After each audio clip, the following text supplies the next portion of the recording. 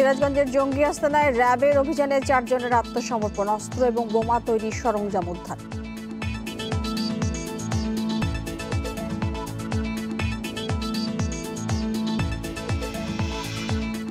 মুন্সিগঞ্জে মেঘনায় লঞ্চের ডাকাতি, যাত্রীদের টাকা এবং মালামাল লুট, জড়িতদের শনাক্ত করার চেষ্টায় পুলিশ।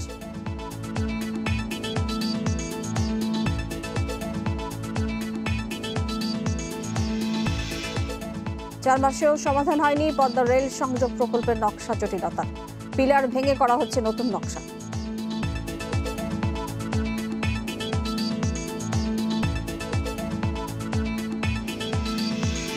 জমি অধিগ্রহণ এবং বিদ্যুতের খুঁটি অপসারণ জটিলতায় ঢাকা টাঙ্গাইল মহাসড়কের 4 লেন, নির্ধারিত সময়ে কাজ শেষ হওয়া নিয়ে সংশয়।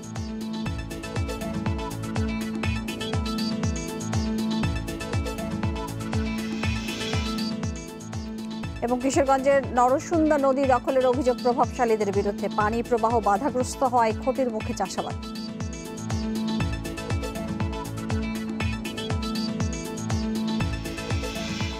সমগ্র বাংলাদেশে আপনাদের সাথে আছে আমি মাহমুদা মৌমিতা। শিরোনাম বলেছে, এবার জানাচ্ছি পুরো খবর।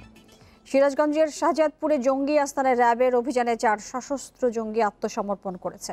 এদের মধ্যে কিরণ জেএমবির পাবনা এবং সিরাজগঞ্জের আমির, আর নাইমুল, আমিনুল এবং আতিকুল সাধারণ সদস্য। আস্তানা থেকে উদ্ধার হয়েছে অস্ত্র এবং বোমা তৈরির সরঞ্জাম। জিজ্ঞাসাবাদের জন্য 4 জঙ্গিকেই র্যাব সদর দপ্তরে নেওয়া হচ্ছে। শুক্রবার ভোরে শাহজাদপুরের উকিলপাড়ার এই বাড়িতে অভিযান চালায় র্যাবের একটি দল।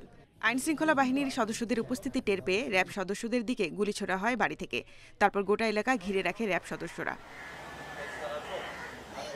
4 ঘন্টা পর বাড়িতে অবস্থানরত 4 সশস্ত্র জঙ্গি আত্মসমর্পণ করে। বাড়ির ভেতর থেকে 2টি পিস্তল সহ অস্ত্র ও বোমা তৈরির সরঞ্জাম উদ্ধার করে র্যাব সদস্যরা। তারা যখন আমাদের উপস্থিতি ভোর রাতে টের পাওয়ার সাথে সাথে বিভিন্ন ইলেকট্রনিক যে ইয়াটিয়া থাকে গ্রুপে তারা মেসেজ দিয়ে দিয়েছে। আমরা এখানে এক্সপ্লোড করার মতো কিছু পাই নাই। যে সামগ্রীগুলো পেয়েছি এগুলো প্রশিক্ষণ সামগ্রী, এগুলো আমরা ফরেনসিক করার জন্য আমরা সাথে করে নিয়ে যাব। এ মাসের 2 নভেম্বর উকিলপাড়ার এই বাড়িটি ভাড়া নেন জেএমবি সদস্য নাইমুল। বাড়ির মালিক শামসুজ্জামান জানান, আলহিরা বিশ্ববিদ্যালয়ের শিক্ষার্থী পরিচয় দেন নাইমুল। বাড়িতে অন্য মানুষের যাতায়াত বা জঙ্গি সংশ্লিষ্টতা সম্পর্কে তিনি কিছু জানতেন না। একটা ছেলে ছিল একটু মানে 25-26 বছর বয়স, বলে যে আমার ছোট ভাই থাকবে। ছোট ভাই এর মধ্যে একটা নিয়ে এসলো মনে হয় কোত্থেকে। বাপ এসে সে আমার সাথে আলাপ করে বলে, আমি তো আসবোই, আমি খোঁজখবর রাখবো, আর আপনি একটু মাঝে মধ্যে। আচ্ছা ঠিক আছে। গত শনিবার রাজশাহীতে এক অভিযানে কয়েকজন জঙ্গি সদস্যকে আটক করে র্যাব। তাদের দেয়া তথ্যের ভিত্তিতেই সিরাজগঞ্জের উকিলপাড়ার এই বাড়িতে অভিযান চালানো হয়। Independent news desk. এ নিয়ে আরো জানাতে সিরাজগঞ্জ থেকে যোগ দিয়েছেন সহকর্মী দিলীপ কুমার।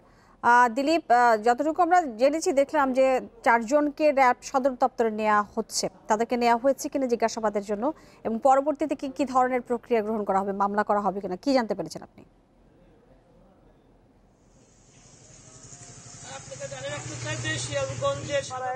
গ্রাম মহল্লায় একটি বাড়িতে জঙ্গি আশ্রয়ের সন্ধানে রাত্রি থেকে কিন্তু এখানে র্যাব সদস্যরা এই বাড়িটিকে ঘিরে রেখেছিল এবং সকালে তারা সেখানে অভিযান পরিচালনা করে। অভিযান চলাকালীন সময় 4 জন জিএমবি সদস্য তারা কিন্তু আত্মসমর্পণ করে। আত্মসমর্পণ করার পরে তারা এখানে আসলে ছাত্র পরিচয় দিয়ে বাড়ি ভাড়া নিয়েছিল। আমি যদি আপনাকে এই বাড়িটি দেখাই, যে বাড়িটিতে আসলে জঙ্গিরা ভাড়া থাকতো, সেই বাড়িটি এখনো কিন্তু র্যাব সদস্যরা অভিযান সমাপ্ত ঘোষণা করলো। বাড়িটি কিন্তু এখনো র্যাব সদস্যরা কর্ডন করে রেখেছে এবং যে 4 জনকে গ্রেপ্তার করেছে 4 জনের মধ্যে কিরণ, তার বাড়ি পাবনার সাথে, সে হচ্ছে পাবনা এবং সিরাজগঞ্জের আঞ্চলিক আমির, এবং নাইমুলের বাড়ি হচ্ছে দিনাজপুর জেলায়, আর একজন আতিকুলের বাড়ি পাবনা এবং আমিনুলের বাড়ি হচ্ছে সাতক্ষীরাতে। এই 4 জন কিন্তু এখানে এসে তারা তবলিগ জামাতের কথা বলে আসলে এলাকায় অবস্থান করতে এবং এই বাড়িতে ভাড়া থাকতো। এই বাড়ির মালিক আসলে তাদের সম্পর্কে বিস্তারিত জানতে পারেনি। তো আমরা র্যাবের যে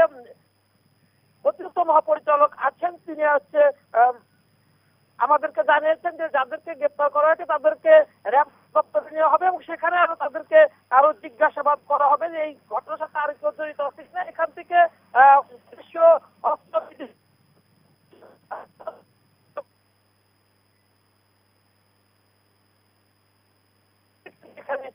বোমাটি ডিসপোজাল ইউনিট আছে সেই ইউনিট কিন্তু এখানে কাজ করেছে এবং র্যাবের ঊর্ধ্বতন কর্মকর্তারা, বিভিন্ন দপ্তরের কর্মকর্তারা, সদর দপ্তর এবং র্যাব 12 সিরাজগঞ্জে যারা আছেন তারা কিন্তু এখানে এই অভিযানের সময় ছিল। এখন আসলে আমরা যে কথা বলে জানতে পেরেছি তাদের কাছ থেকে আসলে রাজশাহী থেকে যে 4 জনকে আটক করা হয়েছে তাদের তথ্যের ভিত্তিতে কিন্তু সিরাজগঞ্জ থেকে 4 জনকে আটক করা হয়েছে এবং এদেরকে আসলে জিজ্ঞাসাবাদ করা হবে। র্যাবের যে অতিরিক্ত মহাপরিচালক অপারেশনের তিনি জানিয়েছেন যে এরা বিভিন্ন মেডিকেল স্টুডেন্ট, বিভিন্ন ইউনিভার্সিটি স্টুডেন্ট এবং অন্যান্য বিভিন্ন পেশার আসলে মাদ্রাসার শিক্ষার্থী, বিভিন্ন শিক্ষার্থীরা কিন্তু আসলে এই নতুন করে এই উত্তর অঞ্চলে এই জেএমবি সংগঠিত করছিল এবং এই তথ্যের ভিত্তিতে কিন্তু তারা এই অভিযান পরিচালনা করেছে। অভিযান শেষ হলে যে বাড়িতে তারা ভাড়া থাকতে পারে সেই বাড়ি কিন্তু তারা সিলগালা করে দিচ্ছে। আপনাকে জানিয়ে রাখতে চাই যে সকাল থেকেই কিন্তু এই এলাকার সকল বাড়ি থেকে যারা বাসিন্দা তাদের কিন্তু বের হওয়া নিষিদ্ধ করে দেওয়া হয়েছিল এবং একটি থমথমে ভাব বিরাজ করছিল। বেলা 2টার সময় অভিযান বন্ধ হয়ে যাওয়ার পর থেকে কিন্তু আস্তে আস্তে এখানকার যে পরিবেশ কিন্তু স্বাভাবিক হতে শুরু করে, তবে এলাকাবাসী আতঙ্কিত যে একটি অভিযান এলাকার মধ্যে ধরনের জিএমবি আস্তানা গড়ে উঠেছিল এবং কারাই এর সাথে জড়িত আছে তাদেরও দৃষ্টান্তমূলক শাস্তি দাবি করছে স্থানীয়রা। দিলীপ, আপনাকে ধন্যবাদ আমাদের সাথে যুক্ত হয়ে বেশি তথ্য দেওয়ার জন্য। কিশোরগঞ্জে কিশোর গ্যাংয়ের সদস্য অভিযোগে 3 জনকে আটক করেছে র্যাব। বৃহস্পতিবার গভীর রাতে শহরের জেলা সরণি এলাকা থেকে দেশীয় অস্ত্র সহ তাদের আটক করা হয়। র্যাব জানিয়েছে কয়েকজন কিশোর অপরাধমূলক কর্মকাণ্ডের জন্য জেলা সরণি এলাকায় অবস্থান করছে বলে খবর পান তারা। রাত 3:45টার দিকে সেখানে অভিযান চালিয়ে 4 জনকে আটক করা হয়। উদ্ধার করা হয় 3টি ধারালো চাকু। এ সময় পালিয়ে যায় আরও কয়েকজন। তাদের গ্রেপ্তারের চেষ্টা চলছে বলে জানিয়েছে র্যাব। এই ঘটনায় কিশোরগঞ্জ মডেল থানায় মামলা দায়েরের প্রস্তুতি চলছে।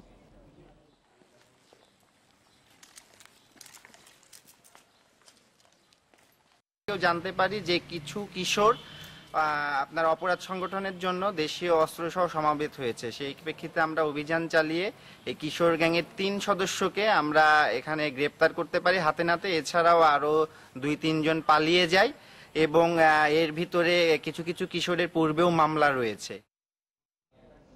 মুন্সিগঞ্জের গজারিয়ায় মেঘনা নদীতে এমভি মকবুল 2 লঞ্চে ডাকাতির ঘটনা ঘটেছে। লুট হয়েছে যাত্রীদের নগদ টাকা এবং মালামাল। গজারিয়া নৌ পুলিশ জানিয়েছে 1/2 শতাধিক যাত্রী নিয়ে বৃহস্পতিবার রাত 9টার দিকে এমভি মকবুল 2 লঞ্চটি নারায়ণগঞ্জ থেকে চাঁদপুরের উদ্দেশ্যে ছেড়ে যায়। রাত 11:30টার দিকে মেঘনার 60নল এলাকায় পৌঁছলে ডাকাতির কবলে পড়ে লঞ্চটি। এ সময় যাত্রীদের কাছে থাকা নগদ টাকা, মোবাইল ফোন সহ মালামাল লুট করে ডাকাতরা। আতঙ্ক সৃষ্টি করতে ছোড়া হয় কয়েক রাউন্ড ফাঁকা গুলিও। তবে এই ঘটনায় যাত্রীদের কেউ হতাহত হননি। খবর পেয়ে নৌ পুলিশ পৌঁছানোর আগেই পালিয়ে যায় ডাকাতরা। জড়িতদের শনাক্তের চেষ্টা চলছে বলে জানিয়েছে নৌ পুলিশ।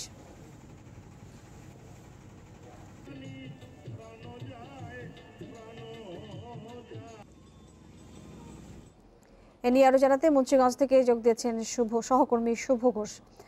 শুভ, এখন পর্যন্ত ডাকাতির ঘটনার বিষয়ে নৌ পুলিশ কি জানিয়েছে? যারা জড়িত ছিলেন তাদের ধরতে কি ধরনের উদ্যোগ নেওয়া হয়েছে?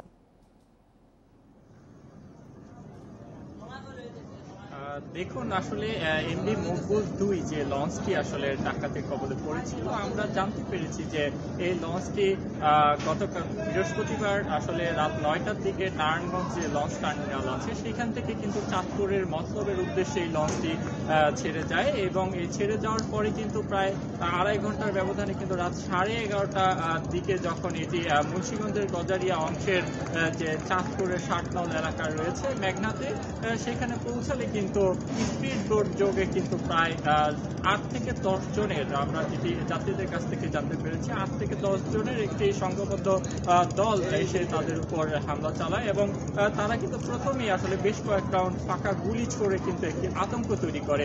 এরপরই কিন্তু যাত্রীদের কাছে থাকা কিন্তু প্রায় 55 থেকে 56টি মোবাইল ফোন, নগদ অর্থ সহ যে ধরনের মূল্যবান মালামাল তাদের কাছে ছিল সেগুলো কিন্তু তারা সম্পূর্ণ আসলে লুট করে নিয়ে যায়। এবং আমি যদি আর একটু বলে রাখি, এর আগে কিন্তু 14ই আগস্টে একই জায়গায় কিন্তু মুন্সিগঞ্জের যে চরকাল্লিপুরা একটি স্থান রয়েছে সেখানে কিন্তু এই দিনের বেলায় কিন্তু ডাকাতি করে প্রায় 30টিরও বেশি মোবাইল ফোন এবং 2 লক্ষ টাকা সহ প্রায় 32 ভরি স্বর্ণ অলংকার কিন্তু লুট করা হয়েছিল। এবং সেই সময়তেও কিন্তু পুলিশ আসলে এই তাদেরকে ধরতে কিন্তু তাদের কিন্তু একটি যে অভিযান, এই ডাকাত দলের যে সদস্যরা রয়েছে এই ঘটনাগুলোর সাথে জড়িত, তখন কিন্তু তারা লঞ্চ মালিক সমিতি কি বলছে? এই যে লঞ্চের নিরাপত্তা বিঘ্নিত হচ্ছে এবং যেই জায়গাগুলো আসলে এই ডাকাতি হচ্ছে সেই জায়গাগুলোতে বিশেষ কোনো ব্যবস্থা নেওয়ার কথা বলছে কিনা নৌ পুলিশ?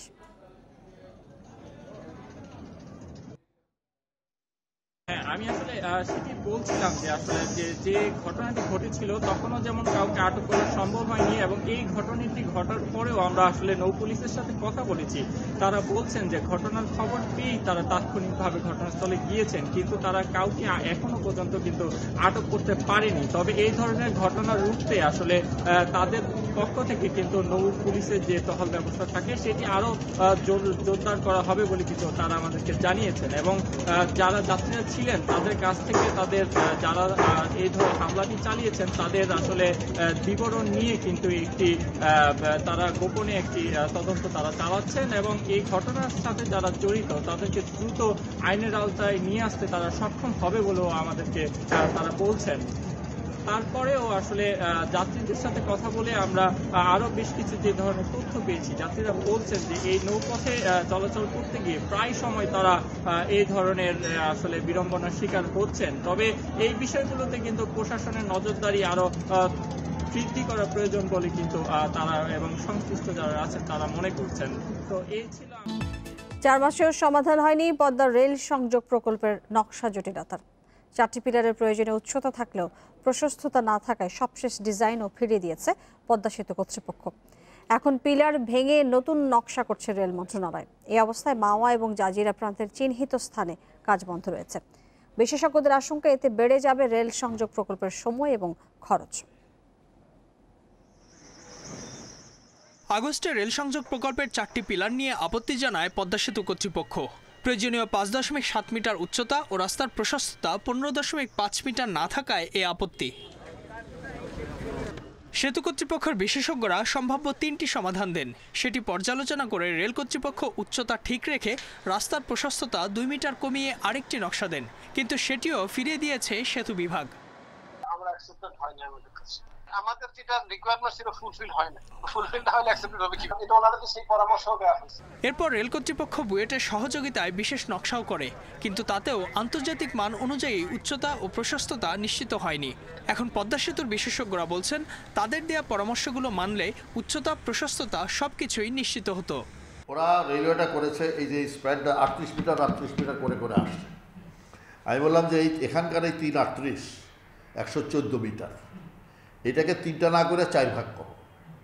4 ভাগ করে 28.5 মিটার হবে। 4 ভাগ করলে রাস্তাটা মাঝখানে চলে আসে। অথবা যদি এটা অ্যাভয়েড করতে চাও তাহলে 38 মিটার ওই 4টাই আইসা এই মাঝখানেরটা 55 মিটার বাড়াও, গার্ডারটা একটু মোটা হবে, পার হয়ে যাবে। এই অবস্থায় রেল সংযোগ প্রকল্প সংশ্লিষ্টরা আলোচিত 4টি পিলার সরিয়ে ফেলার চিন্তা করছে। তবে এতে একমত হতে হবে সেতু বিভাগ ও রেলের বিশেষজ্ঞদের। ওই স্পেসটা আমাদের করে দিতে হয় 15.5। এটা যদি বিআরের যদি এই ডিমান্ডটা আপনার যাচাই বাছাই করে যদি এটা তাদের প্রয়োজন হিসাবে যদি দেখা যায় যে না এটা প্রয়োজন, তাহলে আমাদের দুটো অ্যাডজাস্ট করতে হবে। সরকারের ফাস্ট ট্র্যাকে প্রকল্পের জটিলতা 4 মাসেও সমাধান না হওয়ায় উদ্বিগ্ন বিশেষজ্ঞরা। তাদের মতে নকশার জটিলতায় সময় বাড়লে পদ্মা রেল সংযোগ প্রকল্পের খরচ বেড়ে যাবে। এই হোঁচটের ফলে আমাদের অবকাঠামো উন্নয়নের যখনই দীর্ঘায়িত হয়ে যায় তখন কিন্তু কস্ট বেড়ে যায়, সমন্বয়হীনতার একটা বহিঃপ্রকাশ। এটা জাতি কিন্তু সাফার করে। বিজ্ঞান এমন একটা জিনিস, কোথাও চ্যালেঞ্জ থাকলে মোকাবেলা করা কোনো ব্যাপারই না, কিন্তু এটা যদি রেষারেষির পর্যায়ে চলে যায়, এটা জানি না, মানে আমার কাছে মাঝে মাঝে মনে হয় এটা হওয়া উচিত না। 39,246 কোটি 80 লাখ টাকার প্রকল্পটি বাস্তবায়ন করছে চায়না রেলওয়ে গ্রুপ লিমিটেড। নির্মাণ কাজ শেষ হওয়ার কথা রয়েছে 2024 সালের জুনে। Ijazur Rahman, independent news, Dhaka. টাঙ্গাইল মহাসড়ক 4 লেন প্রকল্পের টাঙ্গাইল অংশের কাজ নির্ধারিত সময়ে শেষ হওয়া নিয়ে দেখা দিয়েছে সংশয়। জমি অধিগ্রহণ এবং বিদ্যুতের খুঁটি অপসারণ না হয় এই অনিশ্চয়তা। ভূমি মালিকরা বলছেন ক্ষতিপূরণ না পেলে ছাড়বেন না জমি, তবে সময় মতোই কাজ শেষ করতে আশাবাদী প্রকল্প সংশ্লিষ্টরা।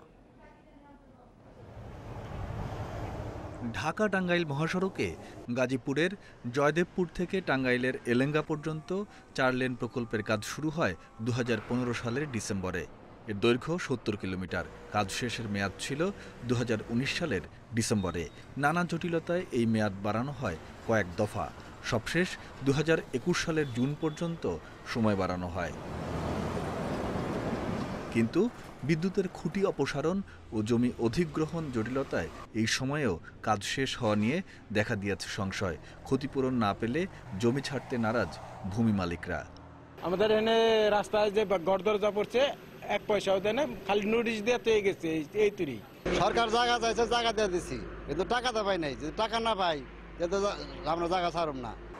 জেলা প্রশাসক জানিয়েছেন 6টি লটে জমি অধিগ্রহণ করা হচ্ছে। ইতোমধ্যে 3টি লটের কাজ শেষ হয়েছে। জমি নিয়ে জটিলতা কাটলে খুঁটি সরানো সহজ হবে বলছে বিদ্যুৎ উন্নয়ন বোর্ড। জনস্বার্থ বিবেচনা করে এই প্রকল্পটি যাতে সঠিক সময়ে শেষ হয় সেই জন্য আমাদের জেলা প্রশাসন সার্বিক তৎপরতা অব্যাহত রেখেছে। দখল মুক্ত করে দিলে আমাদের 10 থেকে 12 দিন সময় লাগবে ওখানে। আর পংলি ব্রিজের ওখানে রোডস অ্যান্ড হাইওয়েজের কন্ট্রাক্টর সহ আমার জায়গা দেখে দিয়েছে, আমরা কাজটা শুরু করে দিয়েছি। 2 মাসের মধ্যে জমি অধিগ্রহণ ও বিদ্যুতের খুঁটি সরানো গেলে নির্ধারিত সময়ে কাজ শেষ করা সম্ভব বলে জানিয়েছেন প্রকল্প কর্মকর্তা। যে অংশগুলো বৈদ্যুতিক লাইন অপসারিত হয়নি সেই জায়গায় আমরা কাজ করতে পারছি না। এই কাজ না হওয়ার কারণে আমাদের এই প্রকল্পের আসলে বাস্তব কাজের কিছুটা ধীরগতি লক্ষ্য করা যাচ্ছে। শুরুতে প্রকল্প ব্যয় ধরা হয়েছিল ৩,৮০০ কোটি টাকা, তবে পরে ব্যয় বেড়ে দাঁড়িয়েছে ৬,২১৪ কোটি ৪১ লাখ টাকা। Independent news desk. এ নিয়ে আরো জানাতে টাঙ্গাইল থেকে যোগ দিচ্ছেন সহকর্মী মামুনুর রহমান। মামুন, যখন প্রকল্পটি নেওয়া হয়েছে তখন এই জমি অধিগ্রহণের বিষয়টি তো নিশ্চিত হবার কথা ছিল, এবং বিদ্যুতের খুঁটি, কারণ একটি প্রকল্পে নিশ্চয়ই জানা আছে বা বলা থাকে যে কতটুকু জায়গা তারা নেবেন, বা সেটি বাস্তবায়ন করবার উদ্দেশ্যে কিন্তু সবকিছু তারা করেন। সেক্ষেত্রে এই ধরনের সমস্যার মুখে তাদের এখন কেন পড়তে হলো? আসলে প্রথম যখন এই মহাসড়কটি বাস্তবায়ন শুরু হয় তখন কিন্তু এটা ছিল 4 লেন প্রকল্প, অর্থাৎ 4 লেন প্রকল্পের কাজ দিয়ে শুরু হয়েছে। কিন্তু পরবর্তীতে যখন 3 হুইলার যানবাহনগুলি মহাসড়কে চলাচল নিষিদ্ধ করা হলো, তখন এই অঞ্চলে 3 হুইলার চলাচলের জন্য এই 4 লেন প্রকল্পের সাথে আরও 2টি অতিরিক্ত লেন চালু করার প্রকল্প নেওয়া হয়েছে, যে কারণে কিন্তু এই অর্থাৎ মূল কাজ যখন শুরু হয়েছে তার অনেক পরেই কিন্তু এটা অর্থাৎ সার্ভিস লেন যে 2টির কথা বলছে সেই 2টি লেনের যুক্ত হয়েছে এই প্রকল্পের সাথে, যে কারণে এই ভূমিগুলো কিন্তু পরবর্তীতে অধিগ্রহণের বিষয় রয়েছে। কিন্তু সেটাও কিন্তু অর্থাৎ এই 2টি অতিরিক্ত সার্ভিস লেন সহ কিন্তু 2019 ডিসেম্বরের ভিতরে কাজ শেষ হওয়ার কথা ছিল, কিন্তু তারপরে 1 বছর আমরা সময় বাড়তে দেখেছি, অর্থাৎ এই বছর 2020 ডিসেম্বরে শেষ হওয়ার কথা ছিল, কিন্তু সেটা আরও বাড়িয়ে 2021 জুন পর্যন্ত করা হয়েছে। কিন্তু এই যে লম্বা সময় বাড়াইয়ে নেওয়া হয়েছে এর মাঝেও কিন্তু কাজ শেষ হওয়া নিয়ে সংশয় প্রকাশ করেছে এই প্রকল্পের যিনি প্রজেক্ট ম্যানেজার রয়েছে তিনি যেটা বলছেন যে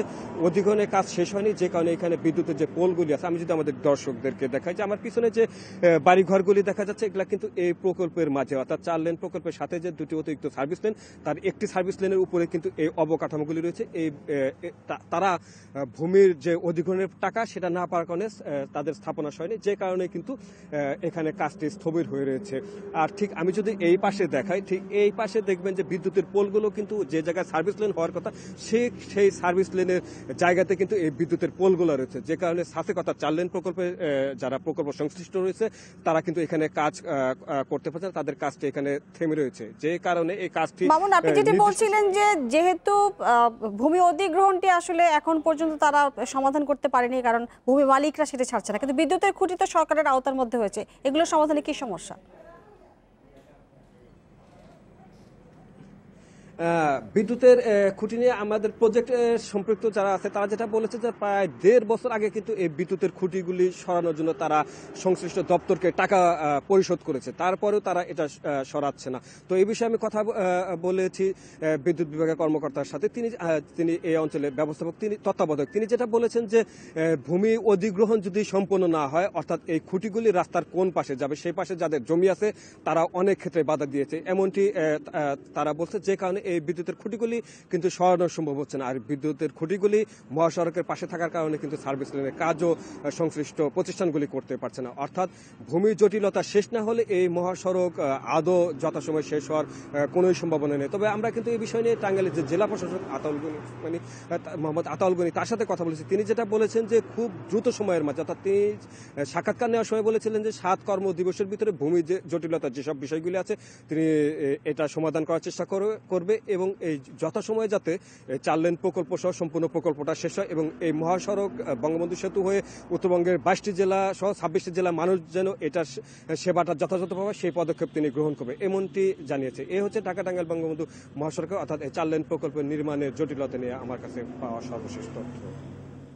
মামুনুর, আপনাকে ধন্যবাদ। করোনা ভাইরাসের দ্বিতীয় সংক্রমণ ঠেকাতে লক্ষ্মীপুরে অভিযান চালিয়েছে ভ্রাম্যমাণ আদালত। সকালে শহরের চকবাজারে মাস্ক না পরে বাইরে বের হয় 10 জনকে জরিমানা করা হয়। ভ্রাম্যমাণ আদালতের ম্যাজিস্ট্রেট এবং সদর উপজেলা নির্বাহী কর্মকর্তা মোহাম্মদ মাসুম 10 জনকে 1500 টাকা জরিমানা করেন। তিনি জানান, সবার বাধ্যতামূলক মাস্ক পরা নিশ্চিতে এই অভিযান চলছে। ঘরের বাইরে মাস্ক ছাড়া বের না হওয়ার অনুরোধ জানিয়েছেন তিনি। এ সময় প্রশাসনের পক্ষ থেকে মাস্ক বিতরণ করা হয়। এদিকে সাভারে মাস্ক না পরে বাড়ির বাইরে বের হয় 18 জনকে 6900 টাকা জরিমানা করেছে উপজেলা প্রশাসন।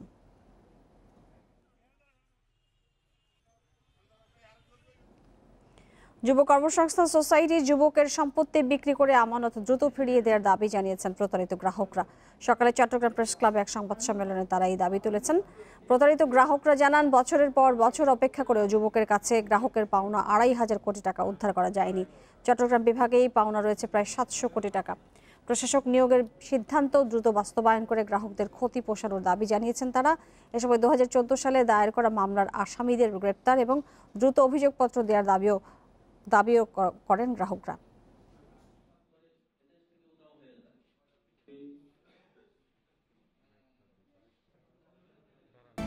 স্বস্তি ফিরতে শুরু করেছে কাঁচা বাজারে। সপ্তাহের ব্যবধানে শীতকালীন সবজির দাম কমেছে কেজিতে 20 টাকা পর্যন্ত। বিক্রেতারা বলছেন, সরবরাহ বাড়লে আগামীতে আরও কমবে সবজির দাম। নিত্যপণ্যের বাজারে তদারকি বাড়াতে জনবল বৃদ্ধির কথা জানান বাণিজ্যমন্ত্রী টিপু মুন্সি। বাজার দর নিয়ে আরো জানাতে চট্টগ্রাম এবং ময়মনসিংহ থেকে যোগ দিচ্ছেন সহকর্মীরা। শুরুতে চলে যাব চট্টগ্রামে, রয়েছেন আহসান রিটার্ন। রিটার্ন, বলা হচ্ছে যে কিছুটা স্বস্তি ফিরে এসেছে। যা প্রথমেই জানতে চাই যে সবজির দাম কেমন এবং আলু পেঁয়াজের দাম কমেছে কিনা, নতুন আলু পেঁয়াজের দাম কেমন দেখছেন? না, স্বস্তির কোনো খবর এখনো পর্যন্ত চট্টগ্রামে নেই। আমরা চট্টগ্রামের যে সমস্ত বাজারগুলো রয়েছে সেই সমস্ত জায়গায় ঘুরে দেখেছি। শীতকালীন যে সমস্ত সবজি সেগুলো আসা শুরু করেছে মাত্র, কিন্তু এখনো পর্যন্ত দরদামের খুব বেশি হেরফের হয়নি। আমরা দেখেছি চট্টগ্রামের নতুন যে আলুগুলো আছে সেগুলো 80 থেকে 90 টাকা বিক্রি হচ্ছে এবং অন্যান্য যেগুলো পুরনো আলু সেগুলো আসলে এখনো পর্যন্ত 30, 40 কিংবা 50 টাকা এখনো পর্যন্ত বিক্রি হচ্ছে, যে কারণে স্বস্তি অর্থাৎ সবজির বাজারে স্বস্তি সেটা আমরা কোনোভাবেই বলতে পারি না। এই বিষয়টি নিয়ে আমরা আসলে এখানে যারা সবজি বিক্রেতা রয়েছেন তাদের সঙ্গে কথা বলেছি, যারা সবজি আড়তদার রয়েছে তাদের সাথে কথা বলেছি। তারা যেটি বলছে সেটি হচ্ছে একই পুরনো অজুহাত তারা দেখাচ্ছেন। তারা হচ্ছে গেল সময় যে বন্যা সেটির অজুহাতকে এখনও পর্যন্ত দেখাচ্ছেন। তবে তারা মনে করছেন যে সামনে শীতকালীন সবজিগুলো খুব বেশি যখন বাজারে আসা শুরু হবে তারপরে হয়তো কিছুটা দাম কমতির দিকে থাকতে পারে। এটি নিয়ে এখানে আসলে লোকজনের যে অভিমত সেটি হচ্ছে একেবারেই নেগেটিভ। তারা বলছেন যে আসলে তরকারি ব্যবসার সঙ্গে যারা জড়িত রয়েছেন তাদের আসলে এক ধরনের সিন্ডিকেটের কারণেই প্রতিটি সবজির দাম এখন অন্যান্য সময় এই সময়ে সবজির দাম যেরকম হওয়ার কথা তার এখনও পর্যন্ত কাছাকাছি এসে পৌঁছায়, এবং সে কারণে তারা মনে করছে যে খুব এই শীত মৌসুমে তরিতরকারির দাম অন্যান্য বার যতটা সহজলভ্য হয় এবার আসলে কতটা হবে সেটি নিয়ে তারা আসলে সন্দেহান। তবে এখানে যারা সবজি বিক্রেতা রয়েছেন তারা বলছেন যে আসলে ঘাবড়ানোর কিছু নেই। গত বন্যার যে ক্ষতি তাদের হয়েছিল সেটি ইতিমধ্যে তারা আসলে পুষিয়ে এসছেন এবং সে কারণে বাজারে যখন নতুন সবজি আসতে শুরু করবে তখন আসলে তরিতরকারির দাম অনেকটাই কমবে। এ হচ্ছে চট্টগ্রাম থেকে আমার কাছে আসলে ভোগ্যপণ্য এবং তরিতরকারির দামের সর্বশেষ। রিটন, আপনি আমাদের সঙ্গেই থাকুন, আমরা একটু ময়মনসিংহে যেতে চাই। মুসা, আপনি শুনছিলেন যে চট্টগ্রামের কি অবস্থা এবং সবজিতে স্বস্তির কথা বলা হচ্ছে না। আমি একটু জানতে চাই যে আপনাদের ওখানে ক্রেতা বিক্রেতারা কি বলছেন, সেখানে কিছুটা স্থিতিশীল কিনা সবজির দাম?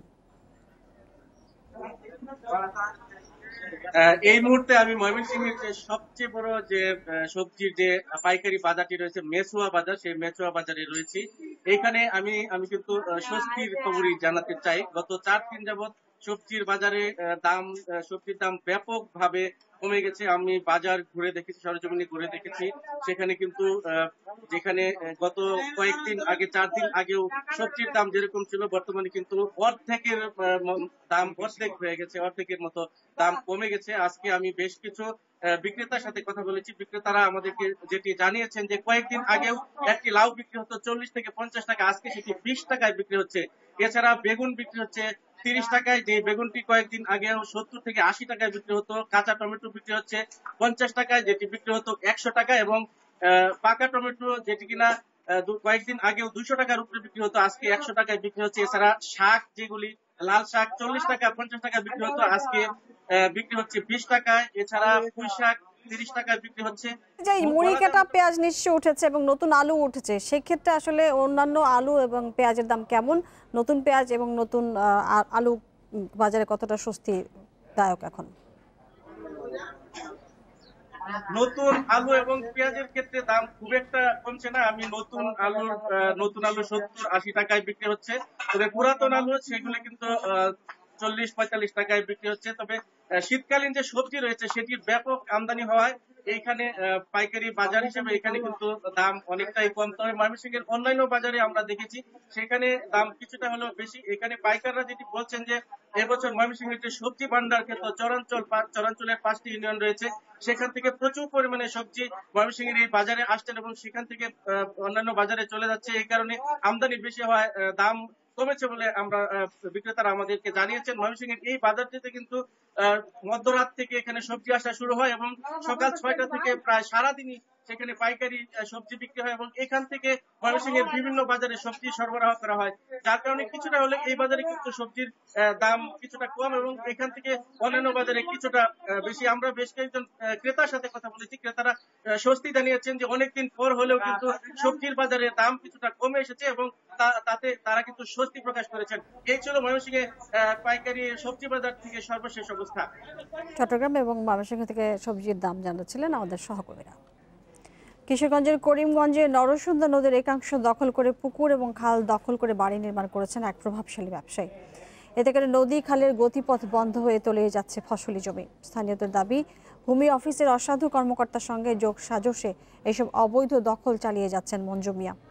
ইউনিয়ন ভূমি কর্মকর্তা অভিযোগ অস্বীকার করলেও নদী খাল দখলে জড়িতদের বিরুদ্ধে ব্যবস্থা নেওয়ার আশ্বাস দিয়েছে প্রশাসন। কিশোরগঞ্জের জাফরাবাদ ইউনিয়নের কাইকুরদিয়া গ্রামে নরসুন্দা নদীর গতিপথ প্রায় 80% বন্ধ করে নির্মাণ হয়েছে বিশাল পুকুর। নদীর জমি দখল করে কয়েক একরের এ পুকুর তৈরি করেছেন স্থানীয় ইজমা শুভা জর্দা কোম্পানির মালিক মঞ্জু মিয়া। শুধু নদী দখল করেই ক্ষান্ত হননি তিনি, তার বাড়ির পাশের খালের একাংশ দখল করে নির্মাণ করেছেন সীমানা প্রাচীর। খালের জমিতেই তৈরি হচ্ছে তার বাড়ির আঙিনা। স্থানীয়দের অভিযোগ, এসব ঘটনা দেখেও না দেখার ভান করছে স্থানীয় প্রশাসন। কৃষিকে যখন ডুবাইলছে ওনার কাছে গেছি, উনি আরো আমাদের সাথে হ্যান তেন নানানটা গালাগালি অনেক কিছু হয়েছে। কিছুদিন হয়েছে কোম্পানি সুবাজদ্দ মালিক উনি এনে বিল্ডিং করতেছে, বিল্ডিং করতে যায় কালটা দখল করে নিচ্ছে। এসব ঘটনায় যোগ সাজসের অভিযোগ উঠলেও কোনো সদুত্তর দিতে পারেননি স্থানীয় ভূমি কর্মকর্তা। প্রশাসন দেখতেছে বিষয়গুলা, অথচ প্রশাসনের সামনেই কিভাবে এমন কার্যকলাপ হইতেছে আমরা বুঝতে পারছি না। মুঠোফোনে নদী ও খাল দখলের বিষয়ে জানতে চাইলে দায়সারা বক্তব্য দিলেন অভিযুক্ত মঞ্জু মিয়া। বাউন্ডারির ভিতরে পড়লে এখন আমার করার কি আছে? এই দিক দিয়ে একটা পিলার, এই দিক দিয়ে একটা পিলার, বাউন্ডারি।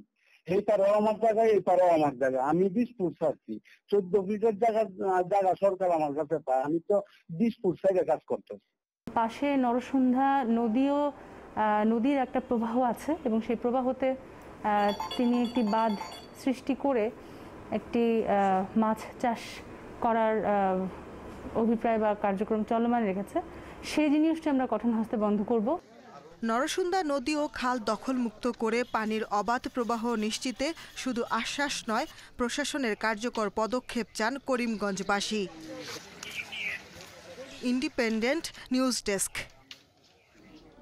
এই ছিল আজকে সমগ্র বাংলাদেশে ইন্ডিপেন্ডেন্ট টেলিভিশনের সব খবরের বিস্তারিত জানতে চোখ রাখুন ফেসবুক, ইউটিউব এবং টুইটারে। সাথে থাকার জন্য ধন্যবাদ জানাচ্ছি।